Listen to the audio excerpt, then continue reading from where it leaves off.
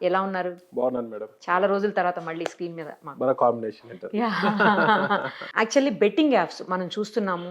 ఏవైతే చాలా మంది రకరకాలుగా అంటే డబ్బులు కోల్పోతున్న వాళ్ళు కొందరైతే ప్రాణాలే కోల్పోతున్న వాళ్ళు కొంతమంది. ఇందులో చూస్తుంటే ఇన్‌ఫ్లుయెన్సర్స్, యూట్యూబర్స్, ఈవెన్ సినిమా ప్రముఖులు కూడా ఇందులో ఉన్నటువంటి పరిస్థితి. అంటే వాళ్ళు వాటిని ప్రమోషన్స్ కోసం లక్షలాది రూపాయలు, కోట్లాది రూపాయలు డబ్బులు తీసుకున్నారని వింటున్నాం. అసలు ఈ బెట్టింగ్ యాప్స్ అనేవి లేకపోతే ఏవైతే ఈ యాప్స్ చూస్తున్నామో మనం ఇవన్నీ కూడా ఎట్లా అసలు కంట్రోల్ చేయడానికి వీలవుతుందా? ఎందుకంటే మీకు బాగా తెలుస్తుంది వీటి గురించి. కంట్రోల్ చేయడము అంటే నాకు తెలిసైతే ఆల్మోస్ట్ ఇంపాసిబుల్.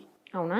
ఎందుకంటే కొత్త కొత్త విధానాలలో కొత్త కొత్త టెక్నాలజీ తోటి వస్తుంటారు వాళ్ళు. సో ఇప్పుడు రమ్మీ ఆడే యాప్స్ ఇండియాలో లీగల్. కొన్ని రాష్ట్రాల్లో రమ్మీ 13 కార్డ్స్ ఇండియాలో లీగల్. ఓకే. కొన్ని రాష్ట్రాలలో బ్యాన్ చేసినారు. అట్లాంటి యాప్స్ కూడా VPN సెట్టింగ్స్లోకి పోయి లొకేషన్ మార్చుకొని హైదరాబాద్లో ఆడుతున్నారు, ఎక్కడైతే బ్యాన్ ఉన్న రాష్ట్రాలలో కూడా ఆడుతున్నారు.